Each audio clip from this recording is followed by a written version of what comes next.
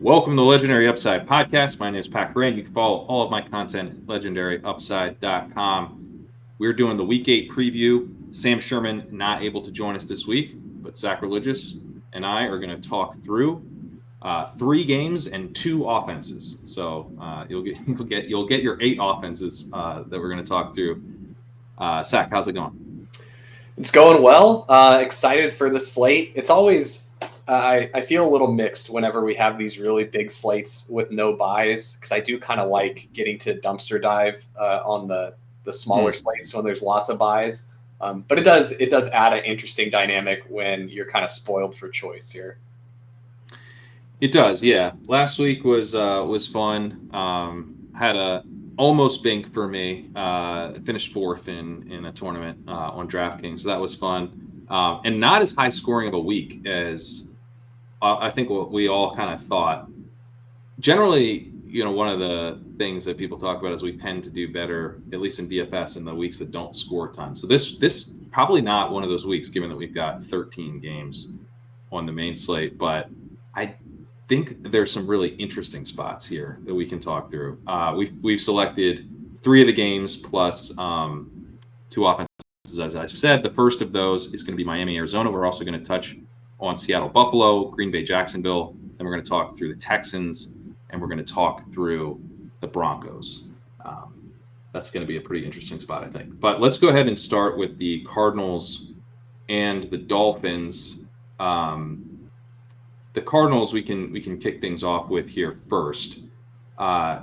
We've got this is a kind of an interesting, especially if we think about like playing this game in DFS and in weekly tournaments. The thing that's going to, I think, be interesting is, do you play this from the Cardinals side and then try to use like a Devon Achane or Tyreek Hill and have like an alpha game performance on the other side, or are you going to play this from the Dolphins side? But what are your thoughts on this Dolphins passing offense, or sorry, the Cardinals passing offense in this matchup?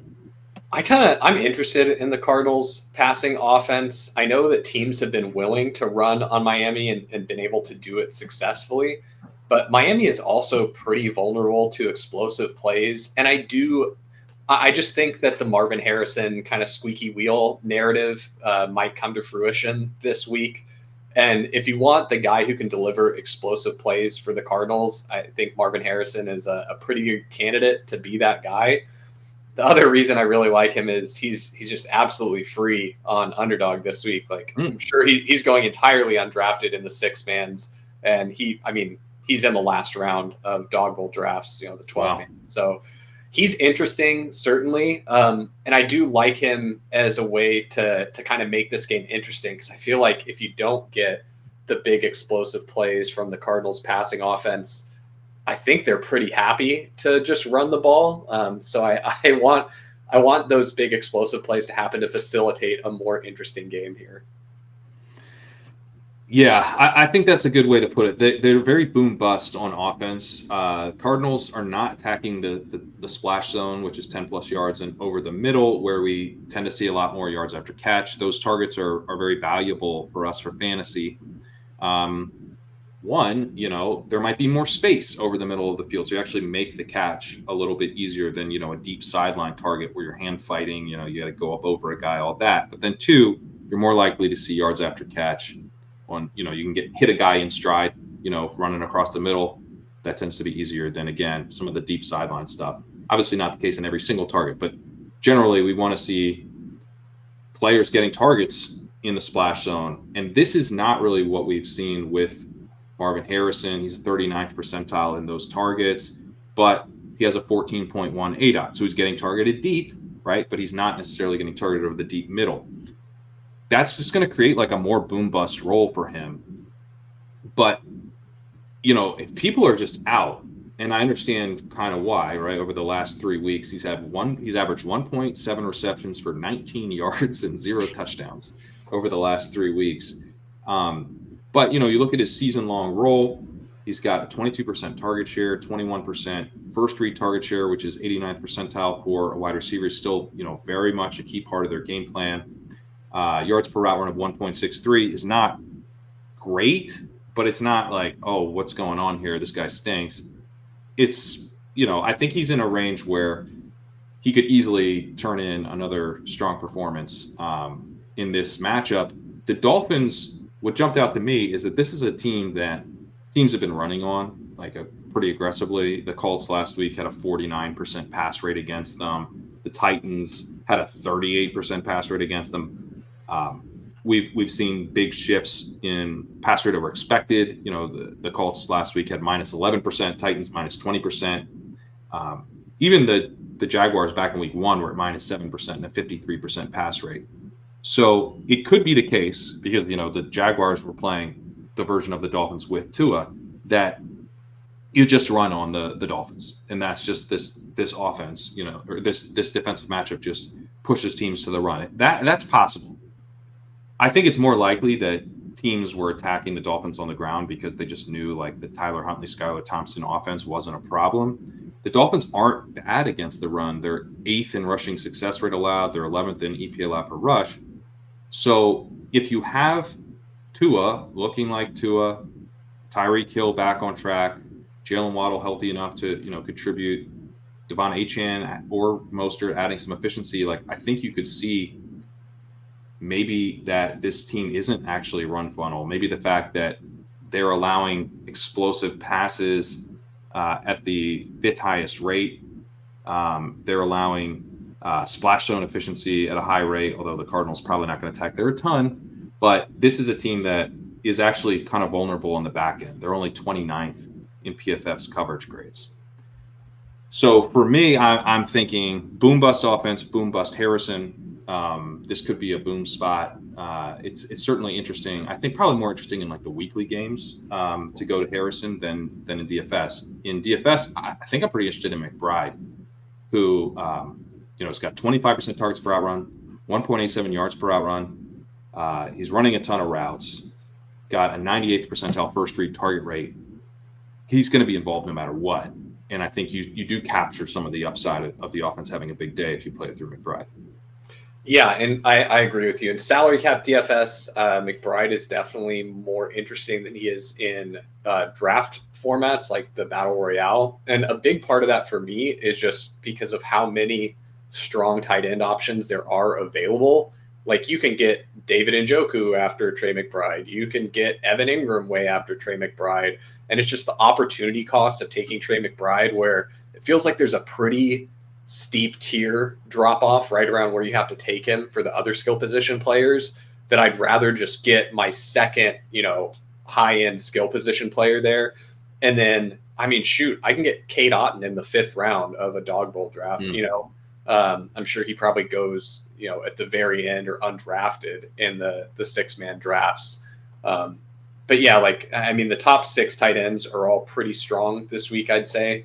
So I'm just electing to not spend up as much at tight end in the draft format games.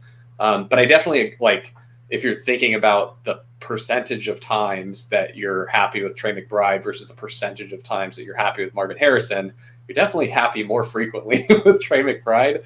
Right. And so the Marvin Harrison stuff is really, I definitely would, prefer that for like large field GPPs or the deep draft style formats. But I would be open to that. Like if you're having trouble, you're like, no, dude, it's over. He stinks. Like that makes him a pretty good play in large field stuff. Yeah, that feeling is a good sign because his profile's still pretty strong. I think at one point he was looking like the number 1 over McBride. That's flipped. It now looks like McBride's the top guy in the passing offense. Even just looking at the first read stuff, McBride actually, no, I misstated that. McBride's got the higher percentile for a tight end, but he's at 18% first read target rate, and Harrison's still at 21%. So by that number, it's still Harrison as the top target in the offense, even though the last 3 weeks have been absolutely brutal. But I would still say, Harrison's profile is so much more boom bust that more times than not, you'll be happier with McBride. Let's move to the Dolphins side. Tyreek Hill is the cover boy of the walkthrough this week. Very excited about what this passing offense could look like with Tua back, obviously. I don't think it's that really nuanced analysis for me to be excited about Tyreek Hill with Tua back, right? But I do think that what I was just trying to underline is like let's let's not wait and see at all here. Let's play that. Let's be aggressive. Let's be aggressive with this offense with two under center now, because in part they have still been doing the Mike McDaniel stuff. You look at Jalen Waddle, he's seen 4.5% of his targets in the splash zone. That really fertile area of the field for fantasy points. That's 91st percentile among wide receivers. That's a season-long number. They're still attacking the deep middle with Waddle. They're still attacking the deep middle with Tyreek Hill. He's in the 74th percentile there. The Cardinals are 27th in defending the splash zone. They're 30th in EPL per dropback. They're dead last in dropback success rate. They're 31st in PFF's coverage grades. They're dead last in pass rush win rate. They're 31st in pressure rate. They're 27th in time to pressure. They're bad. They're bad on defense. We could really see Tua come back and just get right back on track. I think it probably flows through Tyreek. His yards per route run, 1.68 this season, is like half of what it was last year. So like you could literally just see him like 2xing, the profile that we've gotten so far. The upside is really massive here. Yeah, definitely like the spot for Tyreek. I've been drafting him pretty aggressively. Prior to projections coming out, I was just rotating between Brees, Tyreek, and Kenneth Walker as my 101.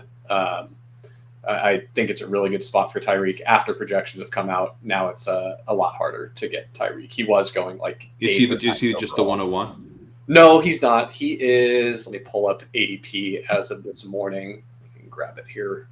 I think he should be the 101. Like I would project like Brees higher, but yeah, to me it probably depends on the format that you're in, whether it's 6-man versus 12-man, because you're looking at the breakpoints there. Right. I see what you're saying. Yeah.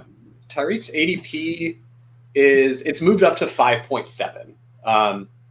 Man, on the Sunday early slate for Underdog, his ADP is still 9.2. I'm guessing you just end up, number one, it's like a smaller number of drafts overall being done on the early slate, and you also probably have fewer sickos piling in there drafting off rankings, because people don't have specific rankings for the Sunday early slate published. But yeah, he's already climbed up to 5.7. Henry, Brees Hall, and Saquon and Jamar Chase all go before him. I'm taking him over all of those players except for Brees, but even sometimes I'll flip it around and take him over Brees. I think it's a really good spot. I'm pretty interested in a Chan too. He goes at the 2-3 turn. So he's definitely a really interesting option if you do go wide receiver in the first round of a dog bowl. A Chan fits really nicely to still give you a lot of upside at running back there. So he's really. Chan was also, he had he's had horrible rushing efficiency this year. It's been really disappointing, but he does have 1.67 yards per route run, which is RB5, on a 14% target share, which is RB4. So he should be involved as a receiver, but I also think there's his A-Chan just lost it. Was it all mirage last year? But we are seeing actually that he's still adding some real efficiency as a receiver, which makes me at least somewhat optimistic that he gets back on track as a rusher now that Tua is back. I kind of did this with Josh Jacobs last year. It was like, hey, he's been efficient as a receiver. Eventually he'll be efficient as a rusher, and he never was. So it's not like a guarantee, but it does make me feel, certainly I'd feel worse, right? If he had a 0.5 yards per route run, I'd be like, it's over. So yeah, I'm definitely willing to play him this week as well. Yeah, and I mean, you've gotten a little bit less target volume for a Chan with Tua out. I mean, the first couple games, he was getting incredible target volume. They're using him as a receiver often. He was lining up out wide. Then the first game that they didn't have Tua, you saw them still trying to do that stuff with a Chan, where they're lining him up out wide. They're trying to hit him for like a quick little bubble screen. And I think it was quite literally the first time they tried that, but the bubble screen just like missed by a couple yards on a bubble screen. And I think that was the point at which Mike McDaniel said, oh shit. Oh boy. I think you might see more of that. So you could probably project him for a little bit more target volume here with Tua coming back. I think that's pretty reasonable. And then also the other thing I want to point out, we haven't seen a Chan and Mostert fully healthy with Tua yet this Mm-hmm. year. And I think that also might be a little, not that, Mostert definitely seems like he's lost a little bit of a step from last year. It could just be him still dealing with the injury that he had to set him back to start this season. But I do think that for a guy like a Chan, where last year we saw such extreme efficiency, you're obviously going to see that go down as the volume increases. Like that's just the way it kind of has to work. So I think if they're able to scale his volume back just a little, not a ton, but like a little bit lower than kind of the workhorse roles he was seeing early in the season, you might be able to recapture some of that efficiency. And really for a Chan, you just need it. You need it to be one play. You need one play You for need him. one play. Yeah. And so I like him a lot. What do you think about playing Tyreek and a Chan together in this game? I have no issues with that. I mean, I'm doing like mid-sized. I'm gonna probably be doing mostly like mid-sized GPP stuff on DraftKings as far as like weekly games that I'm doing, and I think that that works just fine there. Like it doesn't have to be 400 team field, like 3,000. I'm like, yeah, I'll play them together like that. I think they both have so much upside and they can both hit so quickly, right? 50 yards on a single play is like kind of the whole thesis. So, if they were both more volume based plays, I would be a little less into it. But their efficiency plays, they're in a defensive matchup that should really boost efficiency for them. Um, and my hope is that maybe people are like a little bit less aggressive than they would be if Tua had been back for 3 weeks already. Yeah, and the Dolphins have shown us they're not afraid of keeping their foot on the gas, even when they're just running up the score. So, I mean, if you want to go down narrative street a little bit, like, doesn't it seem like a spot where if the Dolphins can really get it rolling on offense, they might just want to have a little fun out there and Yeah, see how high they can get the score up after getting the whole band back together. especially Achan, right? Because maybe don't have Tua drop back unnecessarily, but like handoffs, those are great. Yeah, Those are great. We can run up the score with handoffs for sure. Um, Jonnu Smith is another guy that I at least want to mention. I mean, I assume he's going like undrafted even in the 12 team stuff. Is that right? yeah, he's mostly undrafted. I can pull up his ADP here. The reason I mention him is that he had 78% route participation last week, which is like pretty good. That's like a starting tight end. If we're seeing 80% route participation regularly, we're like, sweet. There's not a ton of guys that we get that from. Um, he has not been in that range typically. His season long rate is at 53%. So last week's usage, I think, was encouraging. Now, maybe he falls back into the 60s or low 70s, but he has also been used in the splash zone. He leads all tight ends with a 4.2 splash zone target rate. So if the Dolphins are really having success attacking the Cardinals over the deep middle of the field, I think John is going to be involved in that. Now, maybe he's not on the field as much as he was last week, but he's averaging 2 yards per route run. He's getting targeted on some design stuff, on some screens. He's seeing first reads at a decent rate. He's 80th percentile there. He's 88th percentile in targets per route run. So when he's out there, he is involved. I think he's kind of a sneakier play, especially because Jalen Waddle has been limited. He was limited yesterday. We're recording this before practice reports are out on Friday, but he was limited in Thursday's practice. He's probably going to play. But like, what if Waddle's not 100%? Then I think that's one reason we might see a little bit more Jonnu than we have in most weeks this season. So he's kind of a punt tight end, stackable dude. But I don't know. He could be a scroll the F down in the dog He bowl. goes really late. He goes after Okay. Noah Fant. He goes after Zach Ertz with potentially Marcus Mariota starting, but that could also be Yeah, that Jaden seems Daniels. bad to me. We have him And ranked well ahead of those guys. so here's, if I wanted to put a little cold water on it, I'd say, do you think that the Jonnu stuff might have just been McDaniels trying to scheme some stuff that's a little bit more easy to execute for the non-Tua quarterback? where, hey, I can at least get the ball in Jonu's hands here and have him make a play where the defense is actively trying to take away a Chan, they're actively trying to take away Tyreek, and it's pretty hard to push the ball down the field here. But maybe I can just scheme some stuff up to Jonu, and he's an athlete, and he'll be able to do something with it after the catch. That's kind of the only thing I would think to maybe explain the increased snap share. But Yeah, I mean that could be true ultimately. I do think that maybe though into his first game back from a concussion, you could be looking at let's get the ball out, and that is who Jonu is. Like you're betting on scheme stuff for Jonu a little bit, them getting the ball in his hands and having him trying to make plays, yards after catch. Like that's just who he is, like as the type of player. But I would note that in week 2, he was at 69% route participation, and that's in the game that Tua got hurt, but he got hurt in the with 4 minutes ish left in the third quarter, and so you would imagine the game plan played out with the idea that he was going to play the whole game. He saw 8 targets in that game, went 6 for 53. So, I would say that's possible, but I'm not like super worried that he was kind of an artifact of the old offense.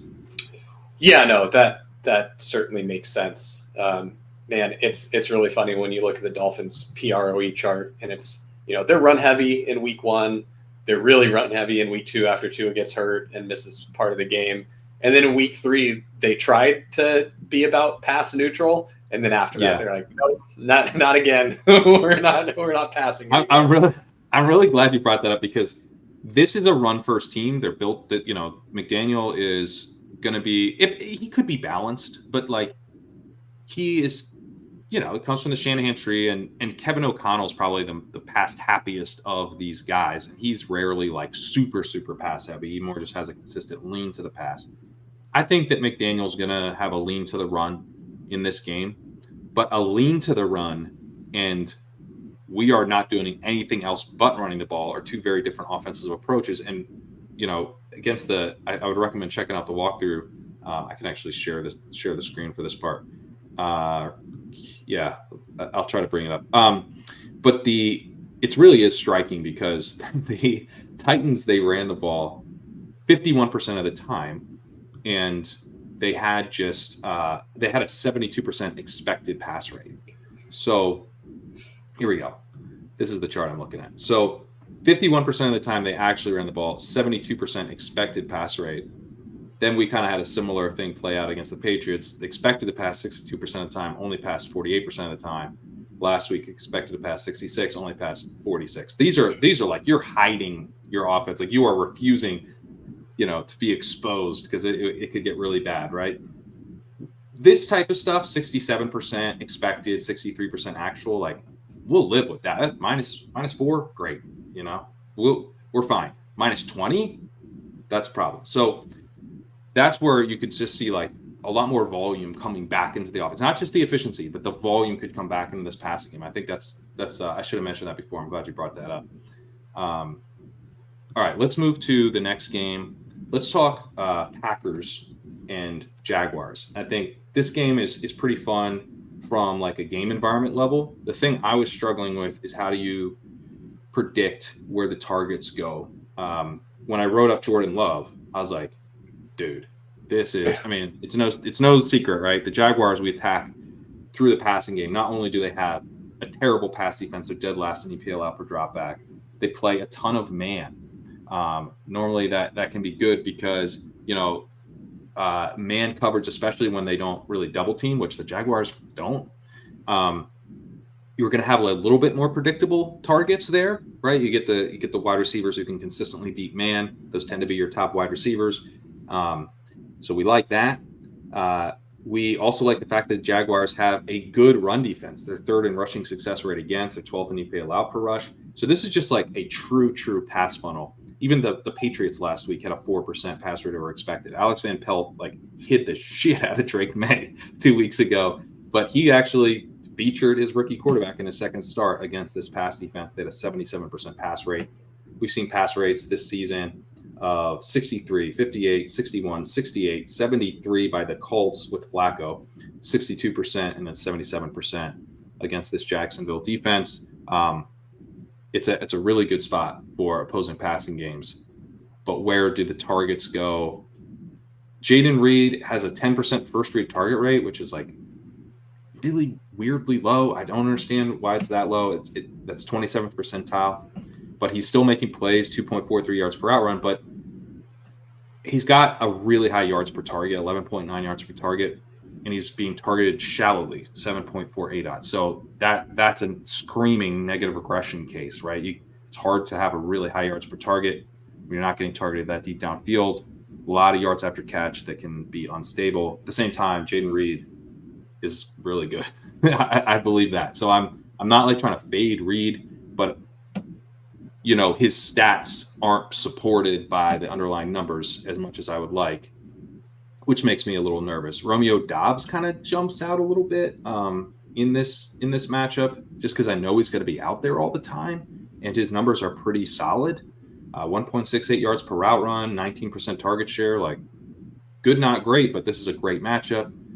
The thing for me is like, do I throw some in the Millie Maker and play Dontavian Wicks, because his per route profile still looks awesome, and he was splitting with Christian Watson last week. He's got a 28% targets per out run. He's got a 23% first read target rate. They're still like incorporating him in the game plan. He's 86th percentile in open score. Once you target him, all the good stuff ends. He's got a 4.9 yards per target. As long as you just look at what happens before the target arrives, he's awesome.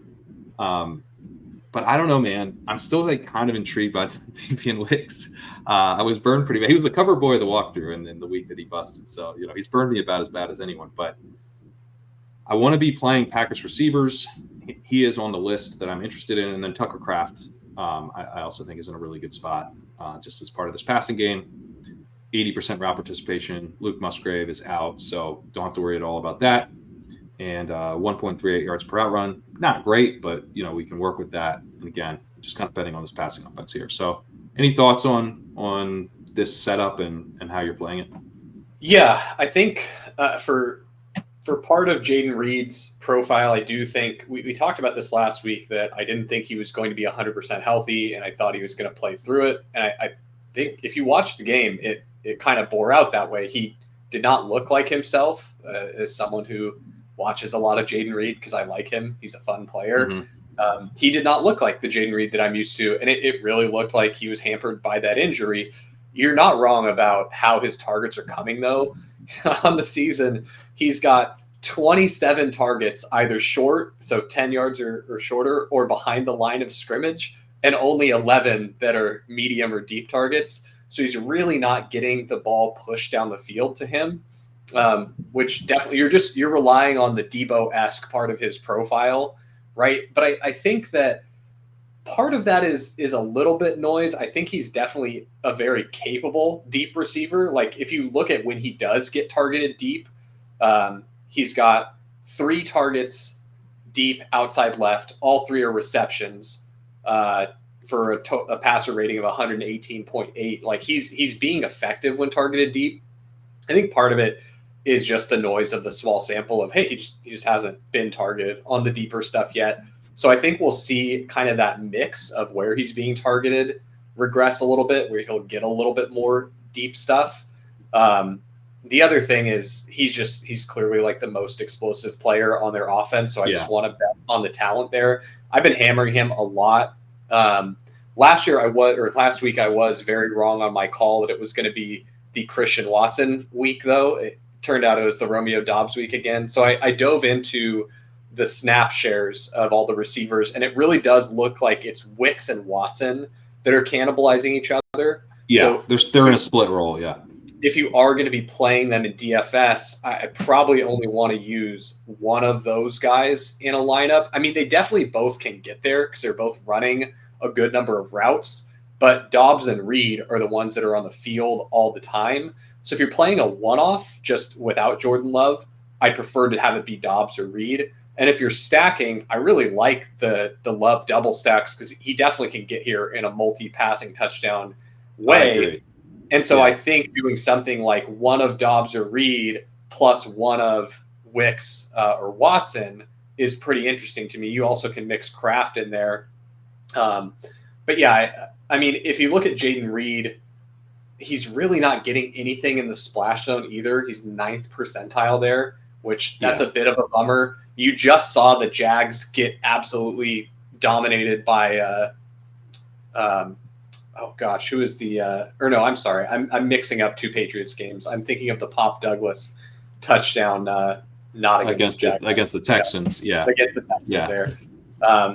But yeah, now Jaden Reed does have looks like 4 targets kind of in the splash zone, and those have been effective. But I would hope that we can see that number go up this week. But Yeah, that's the volume is low is the problem. The the 4 volume is targets low. are Yeah, good. We like those. Let's get more.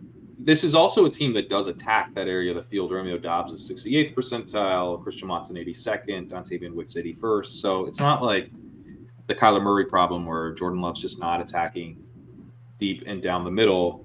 He actually is. He's got a 10% splash zone attempt rate, which is pretty high. It's not like super high, but he is aggressive. He attacks deep.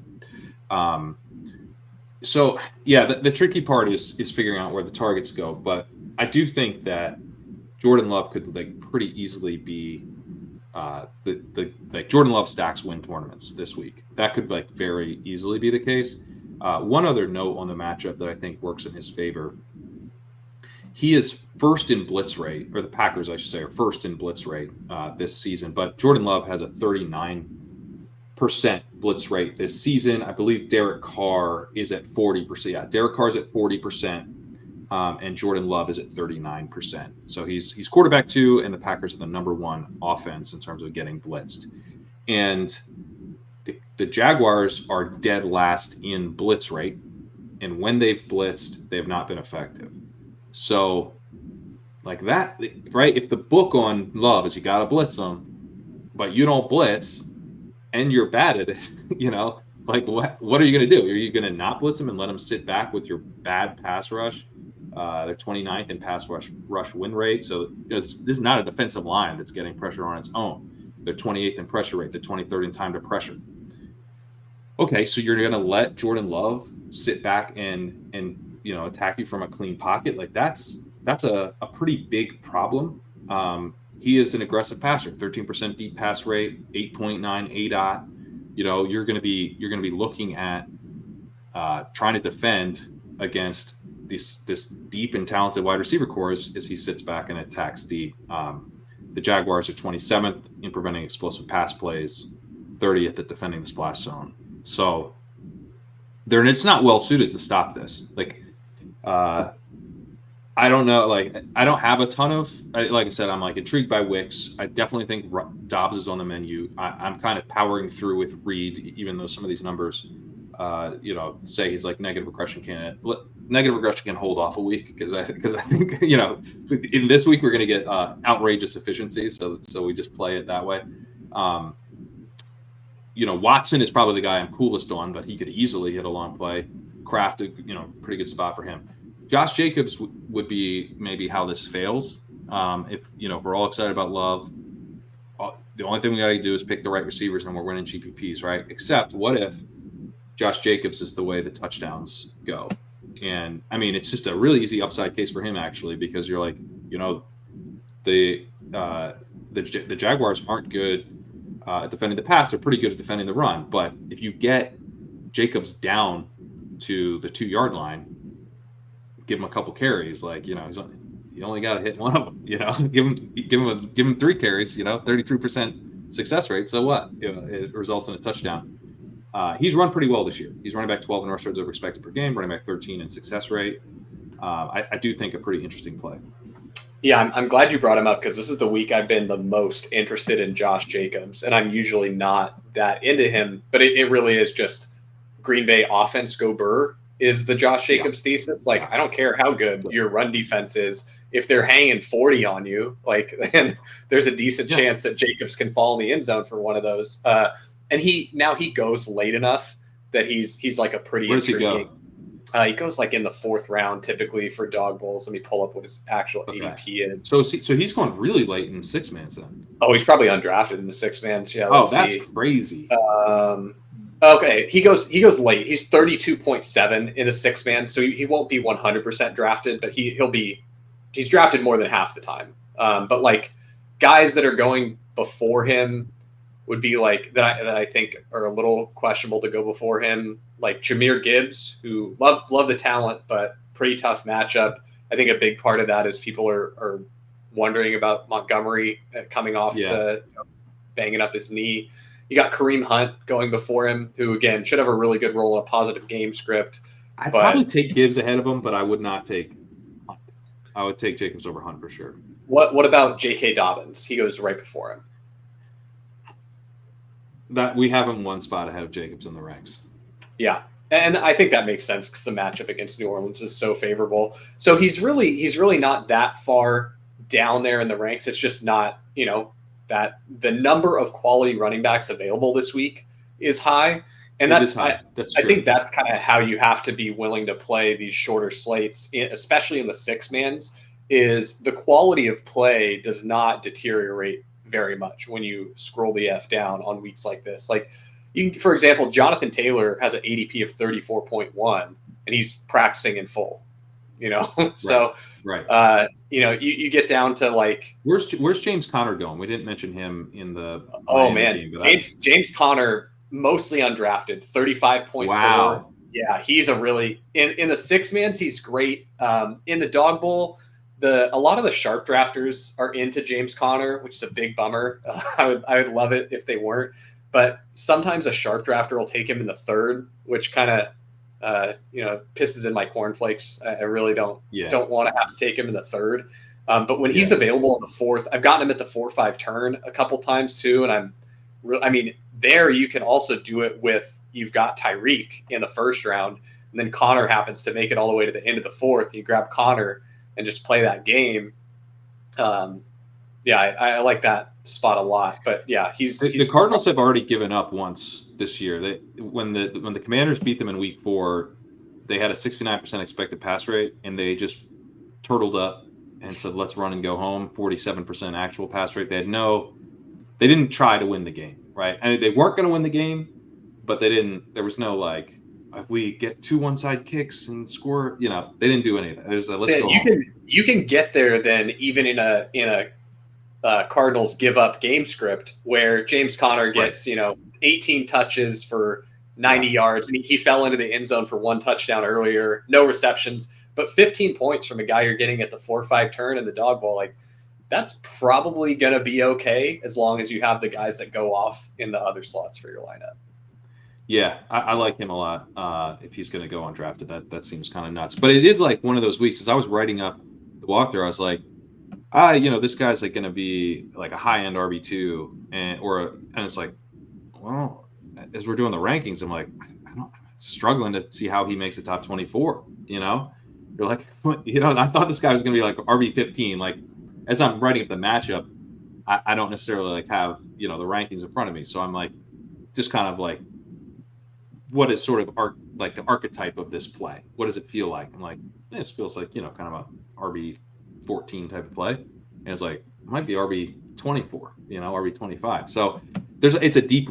I'm trying to say it's a deep week at running back, I think. Yeah. So I think a good spot to let the field kind of break ties for you. They can have their first choice. You get the second choice at low ownership. That's huge leverage potentially. Let's talk the Jaguars side of this. I'm less interested, I would say, in the Jaguars than the Packers for sure. I did want to note that the last 3 weeks, Trevor Lawrence has actually been playing really well. 2 weeks ago, he was against the Bears. He had a 71% EPA per 71st percentile EPA per play.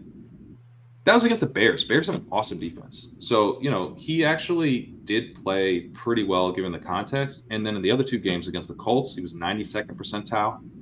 And against the Patriots, he was 97th percentile. He was incredibly efficient last week. It doesn't feel that way because they only ran 37% of the time. right? So if you just don't have any passing volume, you're not going to feel the efficiency. But um, Lawrence is playing pretty well. I guess the issue is, have they discovered the love of the run? Is Tank Bigsby unlocked this offense? Guy's running really well. It's kind of crazy how well he's running. Um, so do we get the volume on the Jacksonville side?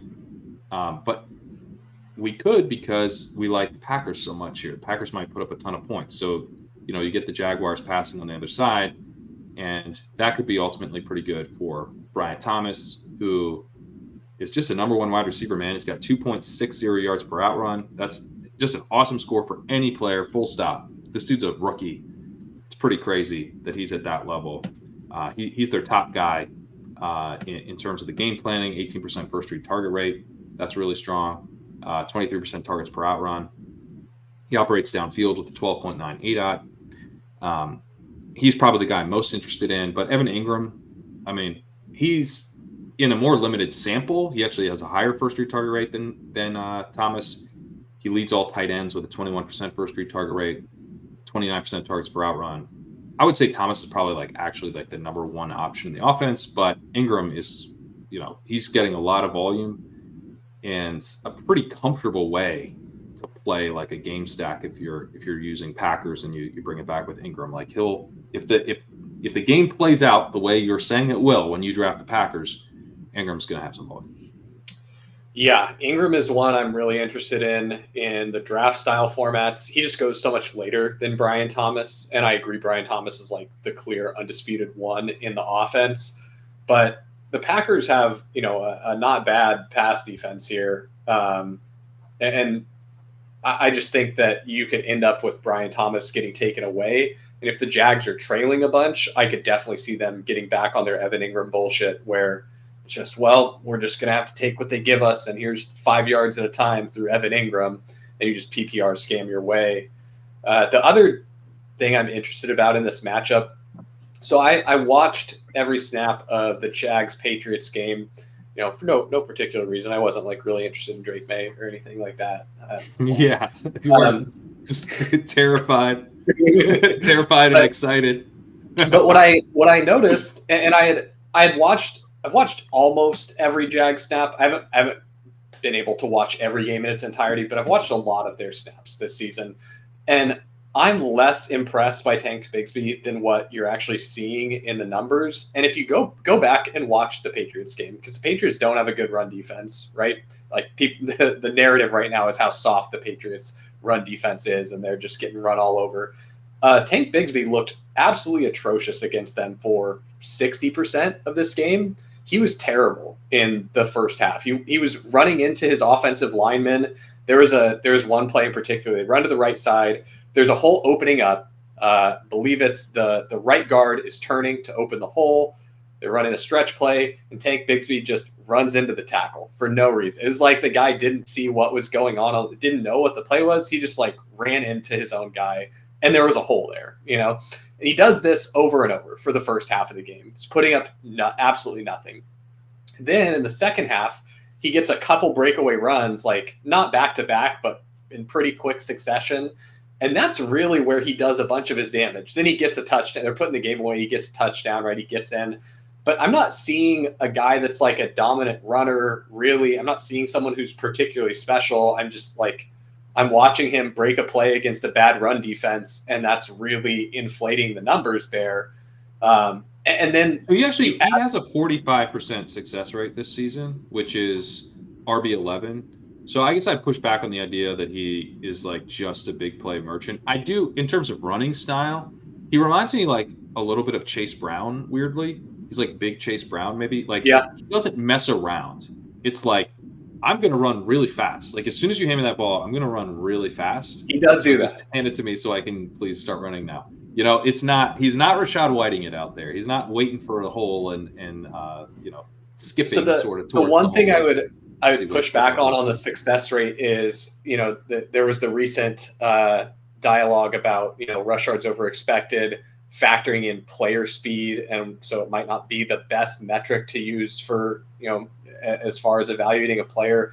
And so with Tank Bigsby, I think where you've got the sample of last year that's I don't know exactly how they're measuring their player speed. I would assume they're taking the data points that they already have for the player. And so you get really bad Tank Bigsby last year, and you're using his speed from last year as a benchmark against himself. It's like, yeah, this guy who is literally the worst dude to ever grace the field last season as NFL running back, you're running faster than Is that that how? guy. I don't think it's not benchmarking you to an old speed, is it? It's certainly based on player speed. I'll have to go back and I find think it's that based Twitter on the thread. player speed on the play, not what they used to have. Okay, okay. Yeah, I'll I think have it to. takes a snap. I think it takes a snapshot of the player speed and then where the defenders are, and it creates a baseline of what Got you're it. Got it. expected to gain. But it's not like Tank Bigsby used to be, because that just wouldn't work, because he'd be like, players get hurt if they fall off, or it's a per play player speed. Okay, okay. Yeah, I'll have to go back and look into that. The main cold water I wanted to throw on it though is if you do think the Packers are going to be playing from ahead here, you're not going to see Tank Bigsby. You're going to see Dearness Johnson. Like Tank that is the Bigsby, right cold water. Yeah, we found the right cold water. he's not on the field in the passing situations, like not even a little bit. And also they He will has a use 1% target share. They will One use Dearness percent. Johnson in the run game too. In fact, Dearness Johnson was the starting running back last week for them. He took the first couple snaps. Yeah. Bigsby gets in the game after, and they rotate Dearness out. But I don't really want to buy into Bigsby here. I think it's kind of a trap. He goes really late, but I guess if you wanted to play this in a really contrarian way, you could play the Jags get up a bunch, and then they're able to run it with Bigsby. But I don't think that's the most likely outcome. So I'm kind of staying away from Bigsby this week. I'd rather play it through, guys like Evan Ingram. I don't really think you can play Dearness Johnson, but No, I don't think so either. he's someone where you just kind of you treat him like he's just leeching away the value from Bigsby here. He's a Daria Gupawale who Yep. actually might score some points, but probably not enough points for you to, do anything with. Travis Etienne, by the way, has not been ruled out as of this reporting, so it's possible he plays, which it obviously he's a game time decision. So It seems like it's leaning that he doesn't, but that would further complicate things. I've been treating it like he won't play, but I should mention he could. All right, let's. I think the conclusion is that honestly, Ingram is probably my favorite piece of this game favorite piece of this offense, because I like the passing game on the other side. And even if Josh Jacobs hits, it's probably passing game driven. Yeah. So I think there's probably the Jaguars are probably going to have to pass here. He's also the much cheaper Brian Thomas ADP of 30.6, which in the 6-man drafts, doesn't mean it. They're all going in the last round then 30.6 compared to Evan Ingram's 33.9. However, in the 12-man drafts, that translates a lot differently. You end up with Brian Thomas pretty consistently going in the mid to early 3rd round, and you get Evan Ingram pretty consistently going in the 5th round, sometimes even the 6th. Okay. All right. That is a big difference. Let's talk Bills Seahawks. There was like a period where in the rankings chat that we're trying to figure out, quarterback rankings, and Josh Allen, I believe you guys were saying should be like quarterback 17. I was like, guys, it's still Josh Allen. He's back. Josh Allen's back. We've got him quarterback 1 this week.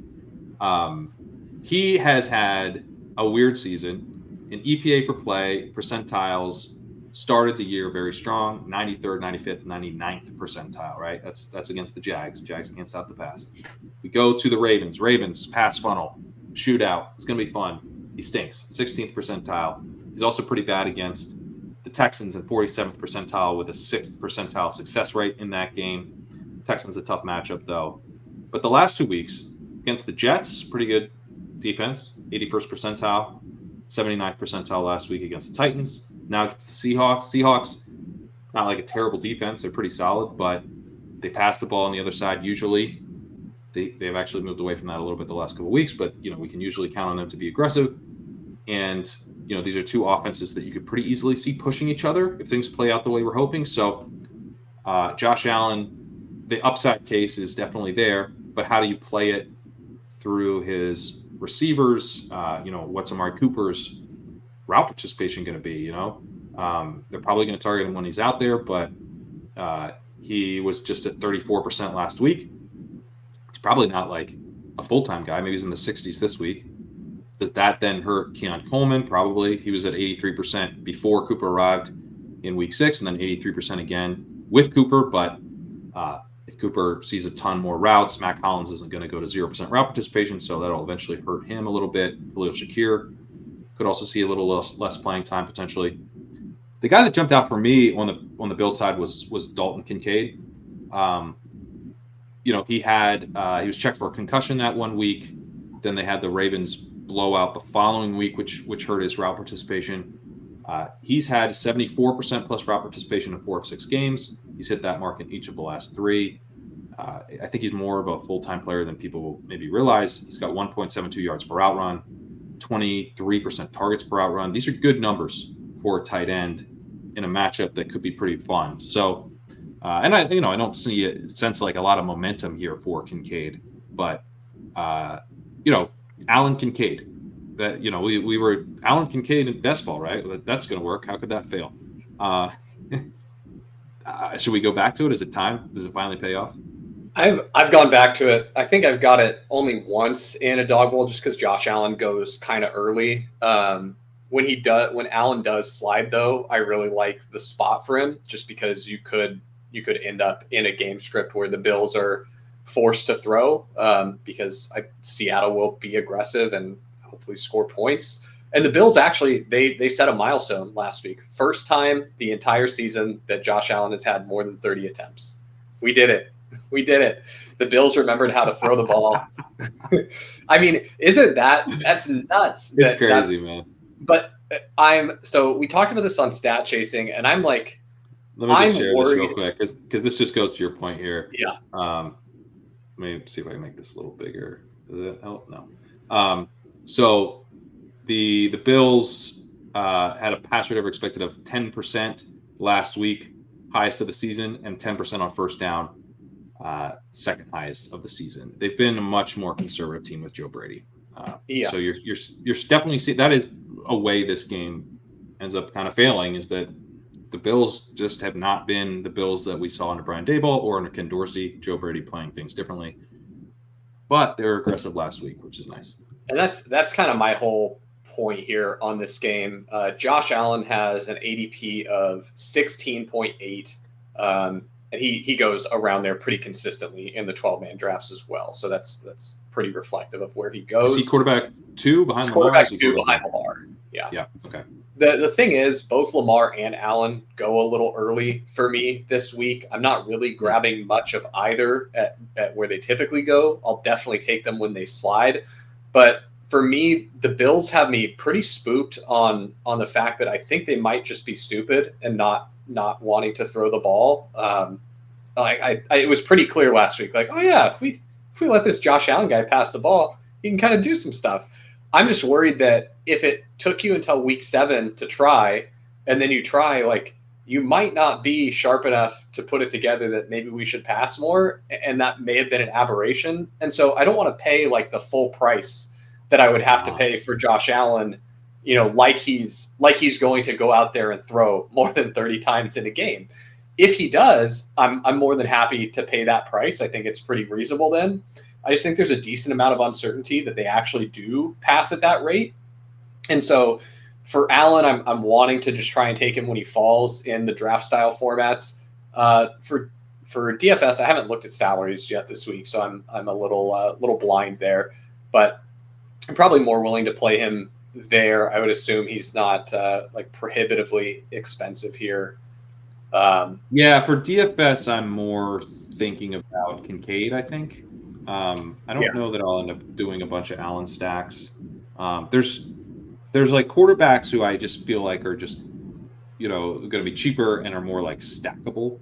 Allen obviously stackable with Kincaid, and you could go to the receivers as well. But probably from a lineup construction standpoint, I don't know that I'll have a ton of stacks yet with Allen. Yeah, I do really like playing it with if you are going to take Allen, I really like playing it with Kincaid, though. He's free on Underdog. He's undrafted in the 6-mans and, goes in the 5th, 6th round in the dog bowl. So I think that's probably the best way to play it. The Amari Cooper price is a little too high for me personally, just with the uncertainty surrounding Is Cooper how. going ahead of Kincaid? Oh, substantially, yes. That's strange to me. That's Amari really strange to me. Cooper, yeah, Amari Cooper, ADP of 24.2. Let me read you some players. You tell me if you take these guys over Amari Cooper or not. Jaden Reed, Yeah. yeah, he goes after Cooper by a couple picks. DJ Moore, Yes. Brian Thomas, Yes. Garrett Wilson, Yes. Tank Dell. That one's close, but I'd probably take Dell. Yeah, and that's a full round difference already. Devonta Smith, Smith. Jalen Waddle. It depends a little on the injury stuff, but Waddle. Yeah, assuming he's in, right? Yeah. Yeah, so that's okay. Here, I'm going to scroll way down.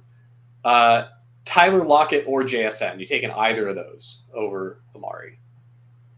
Why not both? Yeah, right. That's how I feel too, because I think you're going to get the increased volume for them, and I'm not even sure Amari's going to have like a 60% route rate. And so I think I think like Lockett's pretty close. I think I would take Lockett. I don't know.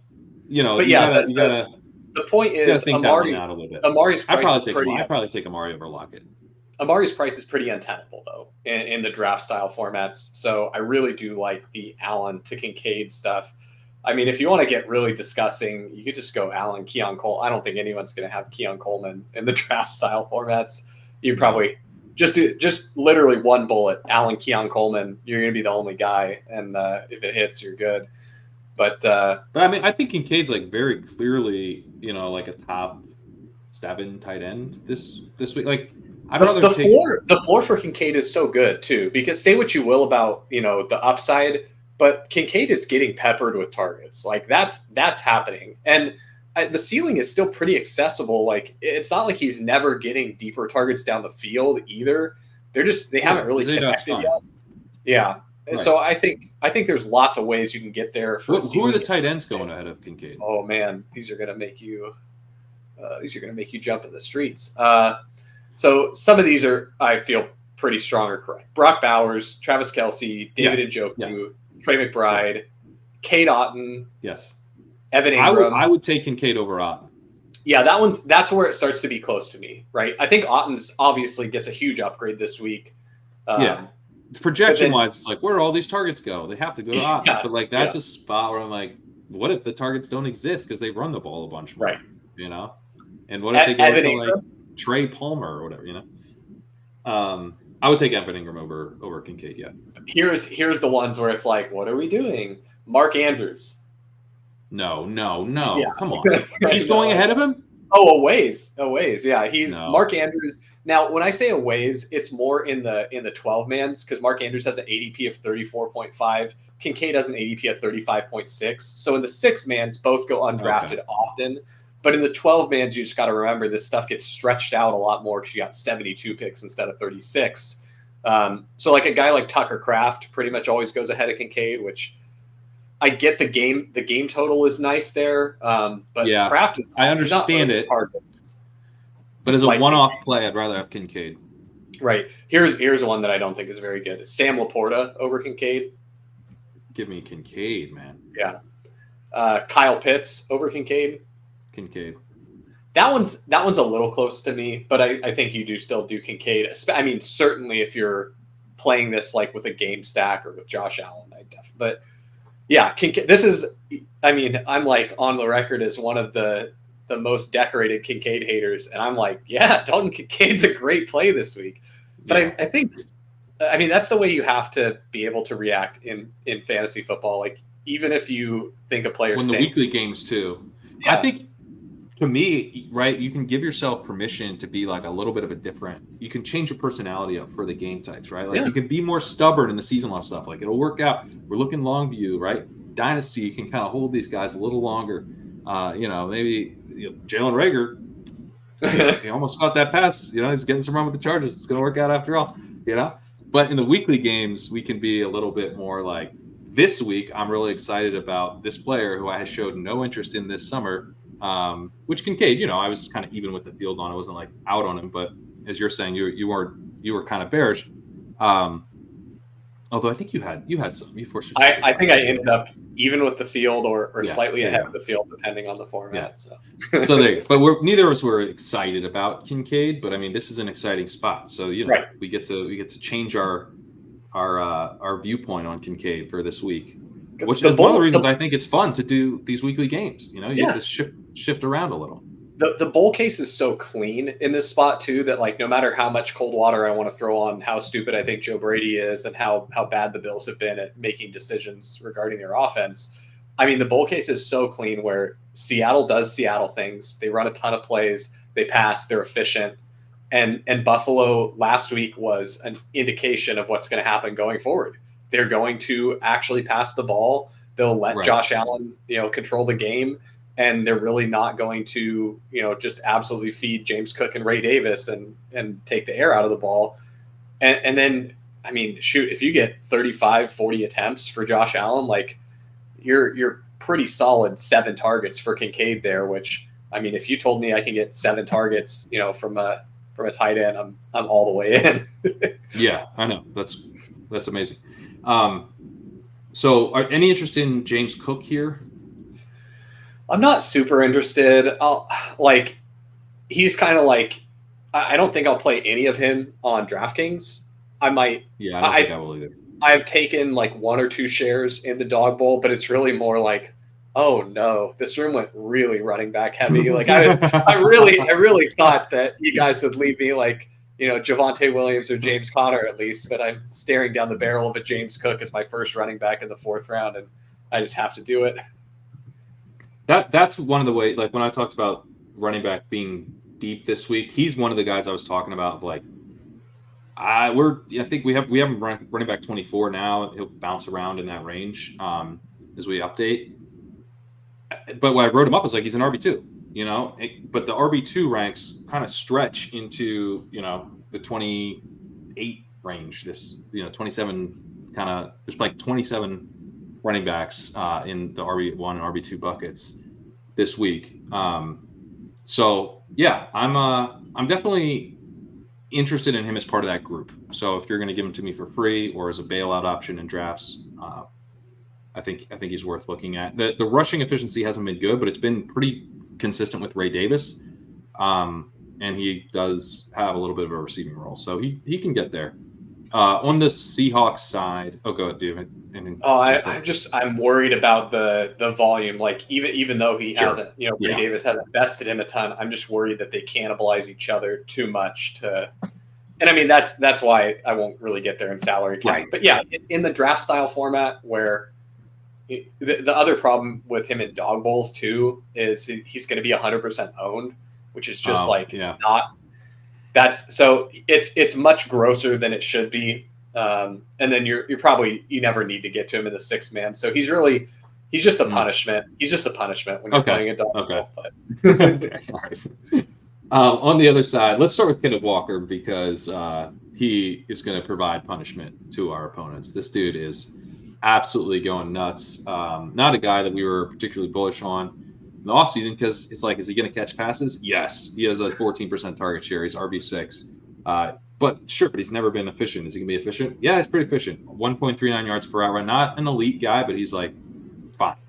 He's doing what he needs to do. And then as a runner, he's always been very boom bust, except he isn't this year. He's got a 43% success rate. That's RB14. And he's still explosive. RB10 in breakaway yards per game, 26 breakaway yards per game. That's pretty sweet. Rushing 9 yards over expected per game. That's RB14. So we're getting explosiveness. We're getting consistency for the first time. We're getting receiving usage for the first time. The end result is he's running back 2 in PPR points per game. He's running back 2 in fantasy points over expected per game. He's got a really nice workload, RB6 in expected points per game. And then we have a game environment where one of my bigger worries for it would be maybe the Seahawks actually lean on the run a little bit more than they have in recent weeks. We saw them be balanced over the last 2. They were actually a little bit tilted to the run against the 49ers, and then were balanced against the Falcons last week after being really aggressive in the weeks before that. So I'll bring up the chart here.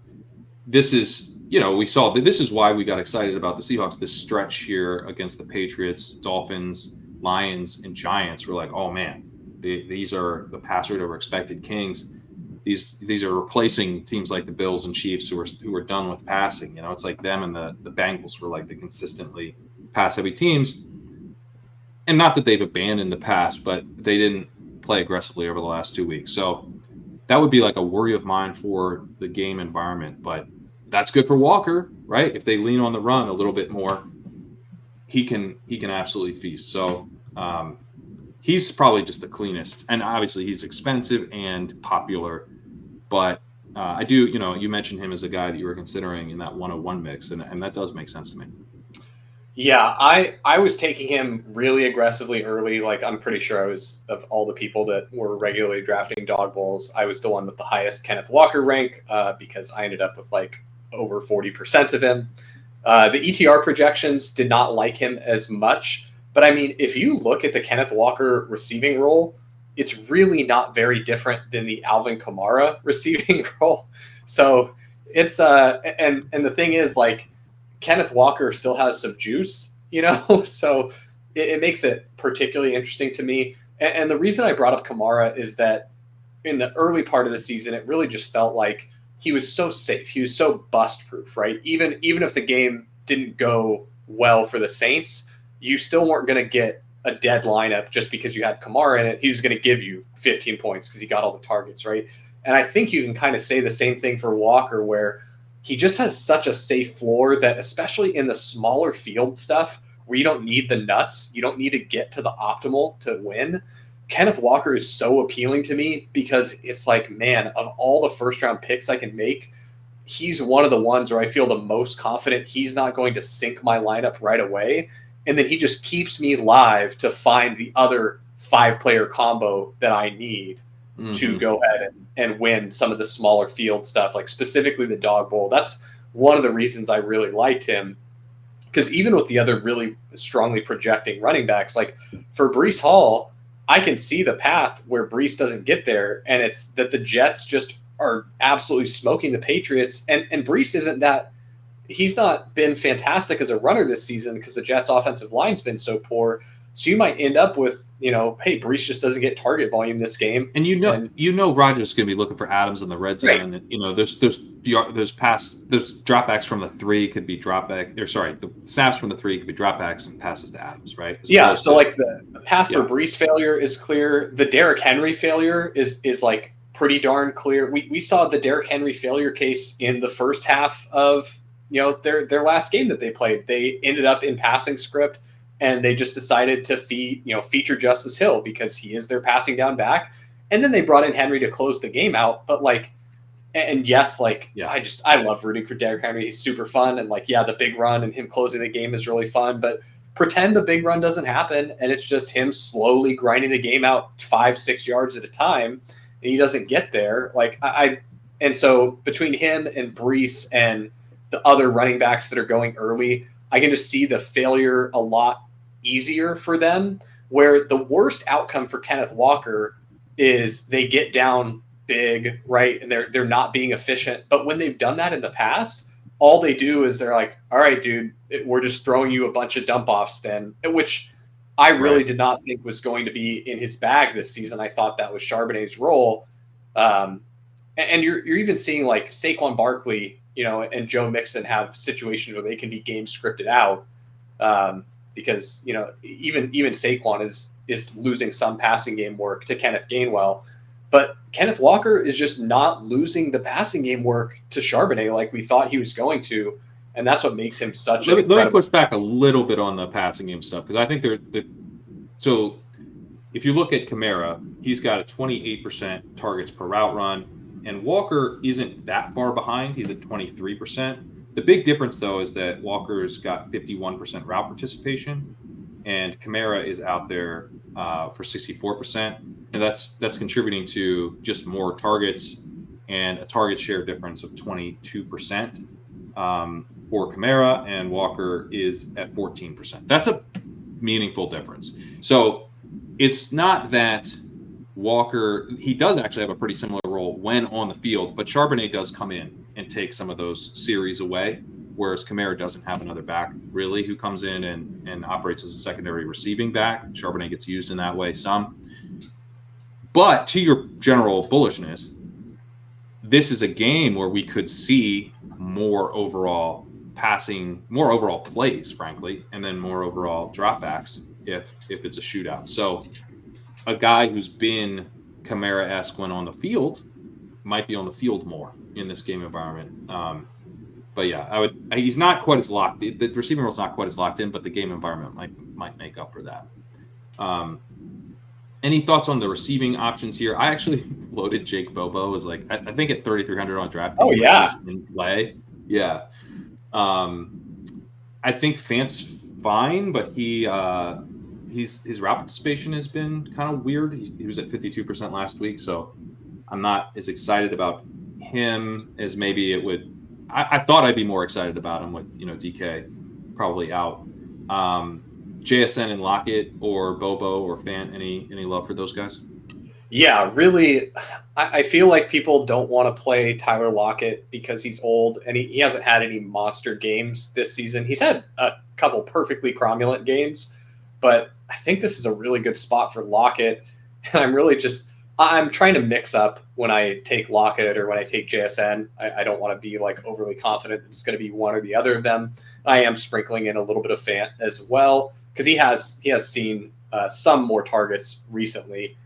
He had a little stretch there where he only had 2 targets, 3 targets in weeks 4 and 5, but the last 2 weeks he had 6 targets, 4 targets. So you could do worse at tight end. And I think with the target void left by Metcalf, he's interesting. But I do think I prefer playing it through Lockett, but I just want to use all of these guys. I don't think Seattle's really going to change their stripes very much. They still are going to want to be a pass-first offense. And in salary cap DFS, Jake Bobo is definitely interesting. He's kind of a touchdown monster too. Like he's sneakily his profile's pretty good, like on per route. And it's small sample. We're only 7 weeks in, and he's got a very small sample because he doesn't run that many routes. But I was like, oh, okay, hang on, this guy's actually getting targeted. Last season too, though, like he'll get end zone targets too. He's just a big body guy, right?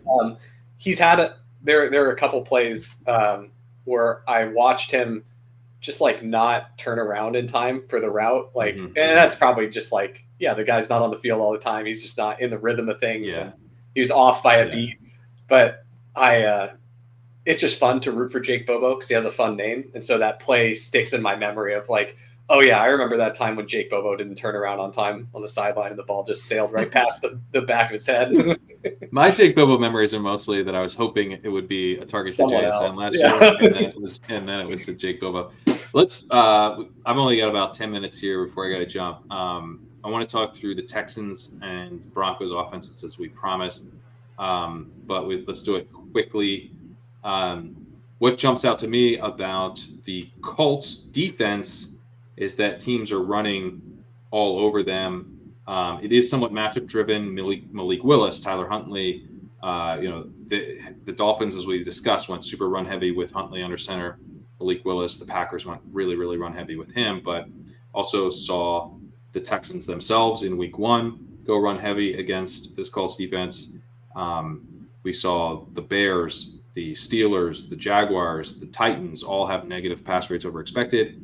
68% pass rate is the highest we've seen against the Colts all season. We talk a lot about how beatable the Colts secondary is, and it is, but teams also tend to run against the Colts. Anthony Richardson's really been struggling. He's in a tough matchup here. This is the one good game he had all season, was against this defense, but it's a very boom-bust type of football he's playing right now. If it's another bust week for Richardson, as it has been every week except week 1, Texans could control this game. Texans are coming off an extremely run-heavy performance against the Packers. Pull this up, minus 13% PROE, minus 22% on 1st and 10. They've been generally balanced with like a slight lean to the run this season, but then last week they really, really went to the run. I think that's one potential outcome here, is that we actually just get kind of another Joe Mixon week against a struggling Colts offense, not able to put up points. Yeah, unfortunately, I think that is the most likely outcome. I'm pretty sure that is, if you got the truth out of the Texans, that's probably what they want to do this week, right? They just want to run the ball down the Colts' throats and control the game.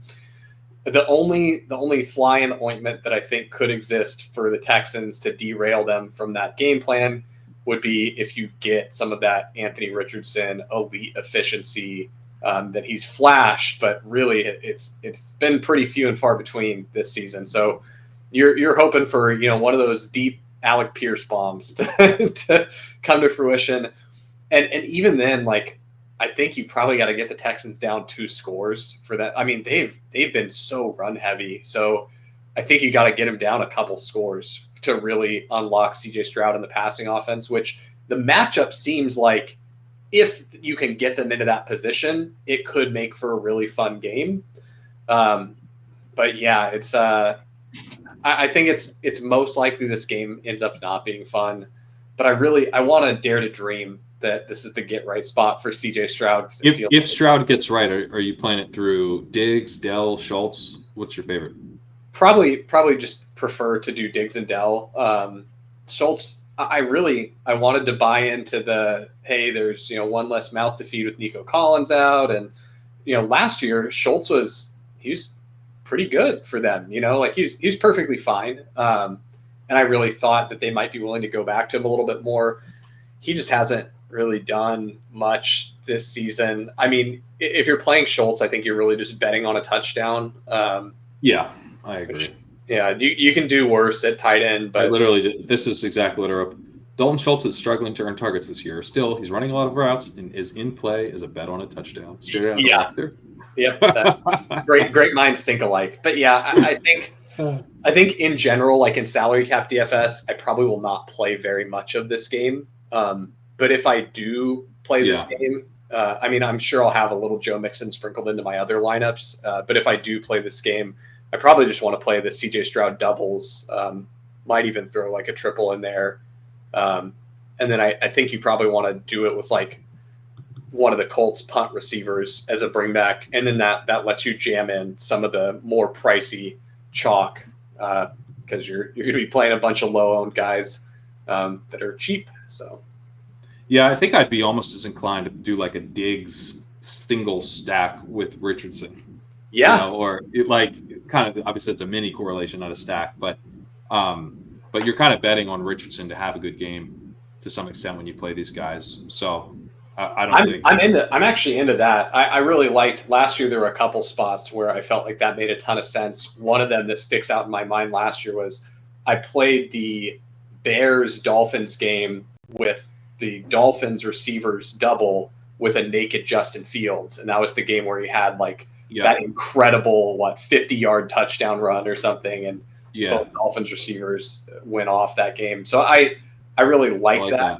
And yeah, I think if you're gonna play Richardson, you might as well just throw in an Alec Pierce or throw in a whoever you want. You definitely could. It's just it's tough because it's so like it's you're kind of betting on a few deep plays. So do they go to? I mean, Pierce is the best bet for that to happen, but it could. The problem like on DraftKings is that you're looking at Pittman and Downs, and their prices reflect some of that Flacco goodness.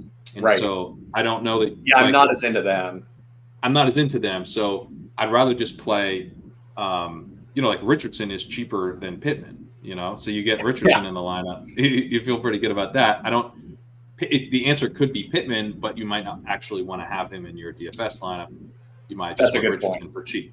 Richardson's only 5,800 on DraftKings, so he's someone to be honest, I probably won't end up playing Richardson, but he's definitely at that price. I'm gonna at least consider it.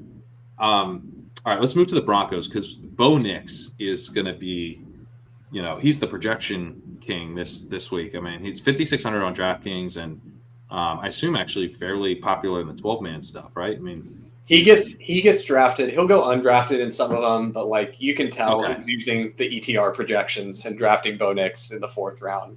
Right. I mean, he is in just such a great spot, but you can also run on the Panthers, and teams run on the Panthers a lot because they can't score points.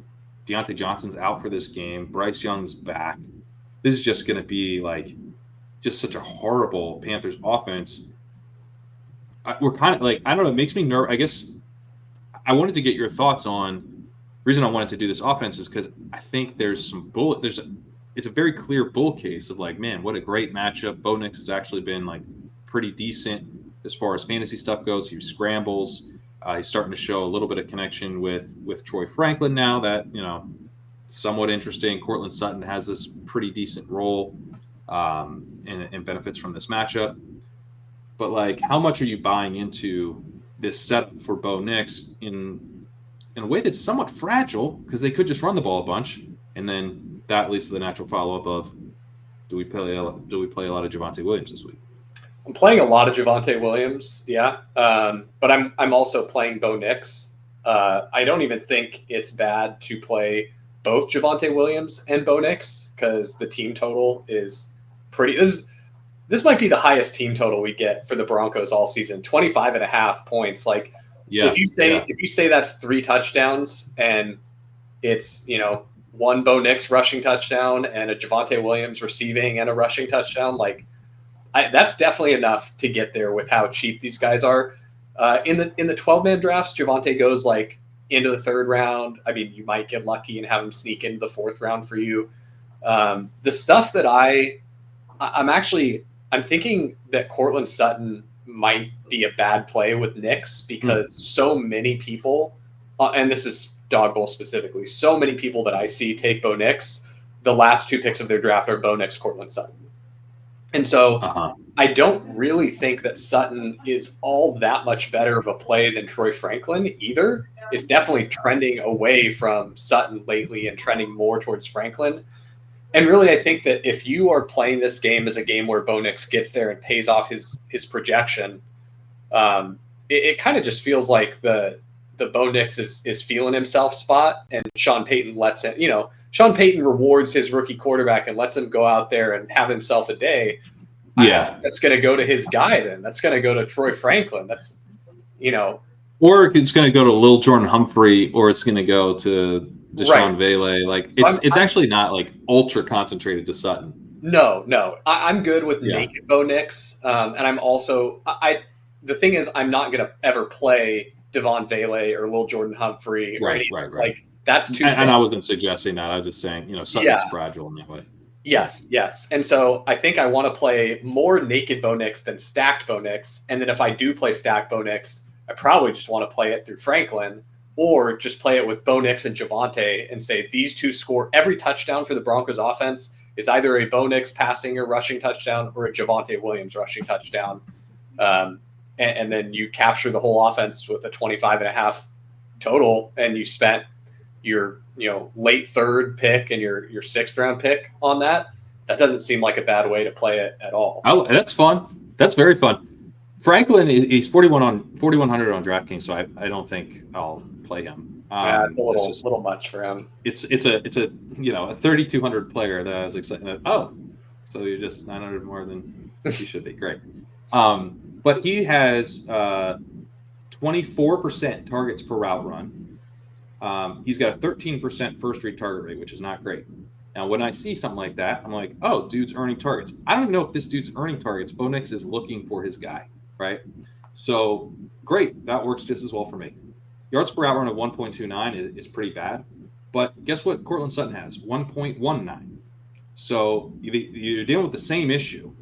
If Franklin is out there more, and he's seen route participation of 68 and 67% over the last 2 weeks, Sutton's at 89% for the season. So he's not going to be in the full-time role that Sutton is, but maybe he's in a pretty, let's say gets to 75% this week. That's kind of where we tend to see slot wide receivers. That's a usable route participation. He's already in that range. He's got an 8 out of 13.9. So, I think this dart throw idea that you have is pretty viable. Unfortunately, DraftKings is not going to let us play him. So maybe I'll do one draft just to do exactly what you laid out and take Troy Franklin with my last pick. Well, if you ship the dog bowl with that, I am requesting to be your guest then immediately. All right, so. That's a deal. That's a deal. All right, let's leave it there. Thanks so much, Sack. This is a lot of fun. We'll be back next week to preview week 9. Sam will be back for that one. Check out Legendary Upside. We've got the weekly rankings that I've mentioned. We've got the walkthrough that we've been discussing some of my notes from this entire episode. The Dolphin actually emailed it out without the preview. So sorry if you're a free subscriber and you weren't able to see it, but just click the link, go to the site. You're able to read the Dolphins Cardinals portion of it for free. And yeah, the rest of it for subscribers, but just $10 a month. I also narrate it on a private podcast feed if you're an audio listener. So legendaryupside.com, Matt Irby's quick slants have been fantastic as well. Stephanie Miller's waiver wire columns, we got you covered for all your needs. We'll see you back here next week. Thanks so much for watching.